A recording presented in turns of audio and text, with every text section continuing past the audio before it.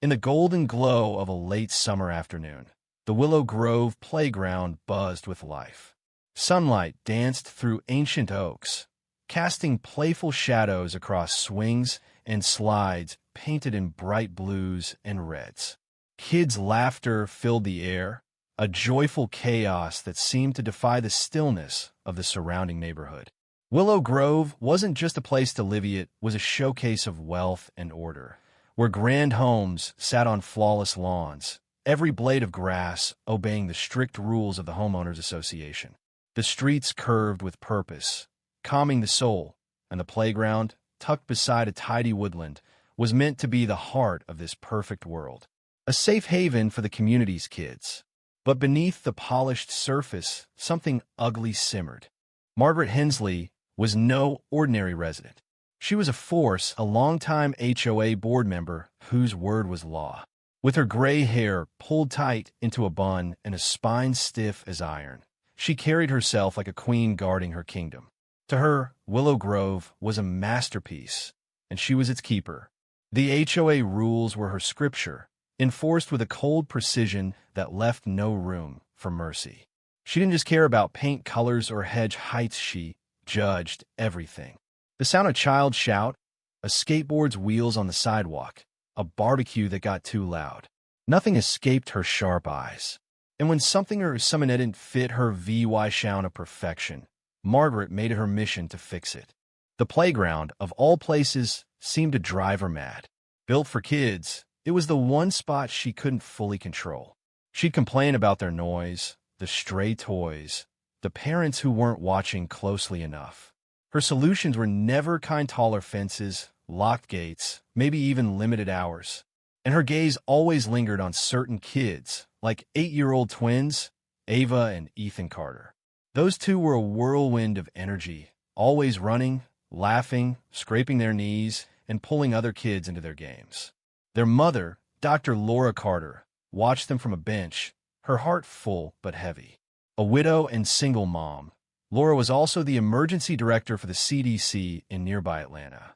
Her days were spent battling invisible threats, disease outbreaks, bioterrorism, disasters. Moving to Willow Grove after her husband's death was supposed to give her kids stability, a safe place to heal. She hadn't counted on Margaret.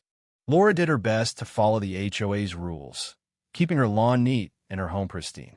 But Margaret's neighborly comments cut deep. "My, your twins are lively," she'd say, her smile sharp as a blade, hinting they were too wild, too loud. She'd suggest Laura keep a closer eye on them, as if Laura wasn't already stretched thin. It didn't take long for Laura to sense something darker in Margaret's focus on Ava and Ethan. Their mixed heritage. Laura was Hispanic. Their late father, African American, seemed to unsettle the older woman. Laura kept her suspicions quiet, but they gnawed at her, a bitter taste she couldn't shake. Margaret, meanwhile, felt her grip on Willow Grove slipping. The twins' boundless joy, their disregard for her glares, was a crack in her perfect world. She started whispering to neighbors about respecting the playground, her ideas growing harsher noise monitors, strict super VY sound rules. When the HOA board rejected her plans, her frustration turned toxic. Alone in her backyard shed, surrounded by dusty relics of her late husband's gardening days, she found something. Old metal canisters, rusted and forgotten, labeled with faded warnings. Her father, a chemist decades ago, had left them. She didn't know much about the chemical inside a hexapose 7, a banned herbicide from the Cold War, but she remembered his stories of its power. Nothing served VY-VED where it was used. To Margaret, it wasn't poison. It was control. The next day was perfect for the playground, warm and breezy. Laura, fresh off a tense CDC call about a VY-RAL outbreak, picked up Ava and Ethan early, promising them an hour of fun. The playground was alive with kids swinging and sliding. Laura settled on a bench, glancing at emails but keeping one eye on her twins. They raced to the swings, Ethan shouting, "Bet I'll beat you." He swung high, Ava right behind, their laughter ringing out. Then Ava screamed, a sharp, panic sound. She collapsed, clutching her foot. Laura was at her side in seconds, peeling off Ava's sneaker to reveal a puncture wound, blood beading on her sole. Nearby, a rusted nail jutted from the mulch. Before Laura could process it, Ethan's cry echoed from the slide. He sat in the sand, tears streaming, his own foot pierced by another nail. Panic clawed at Laura's chest. 2 nails, 2 kids, minutes apart. This wasn't an accident. Then Ava whimpered, her body shaking, her breathing shallow.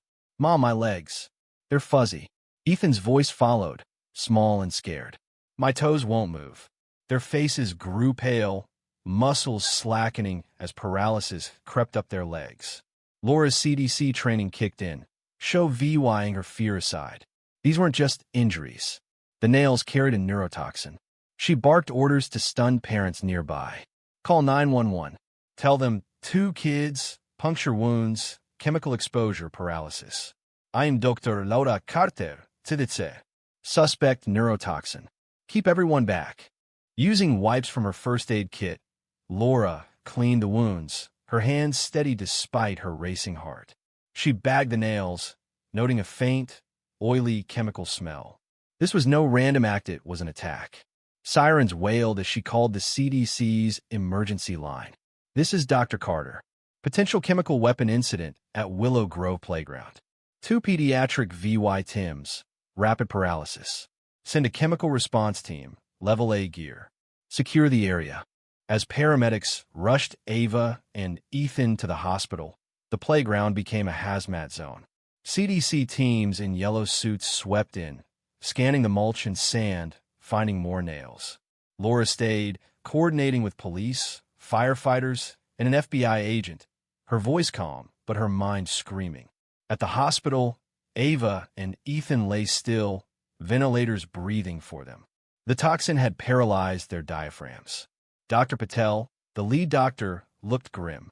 "It's a potent nerve agent, likely an acetylcholinesterase inhibitor. We're treating blindly until we identify it." Laura's heart sank. Her babies were fading, and she could only wait. In the CDC's labs, scientists raced to analyze the nails. Dr. Elena Voss stared at spectral data, her team ruling out common toxins. Finally, a match, hexapose 7, a banned organophosphate from the 1960s, so deadly it was destroyed decades ago. Someone hadn't used it. The FBI zeroed in on Margaret.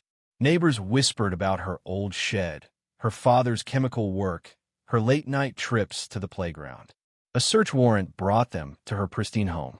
Margaret's indignation crumbled when they named hexapose 7.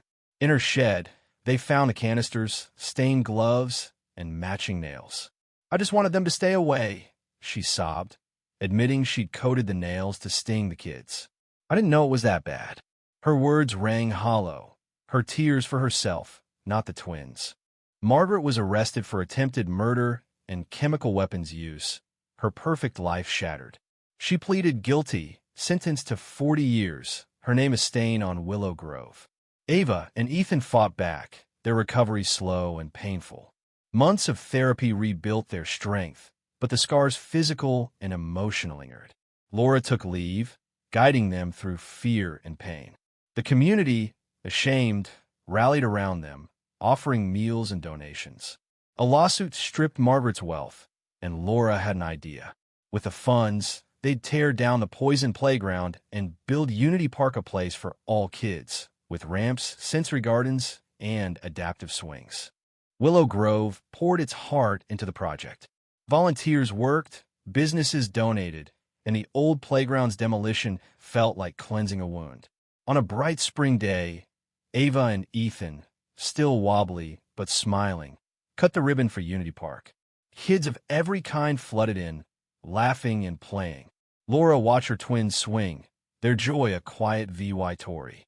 Margaret was gone, forgotten in a cell, but Unity Park stood as proof that love and community could heal even the deepest wounds. It wasn't just a playground, it was a promise, a defiant stand against hate, built on the ashes of one woman's poison.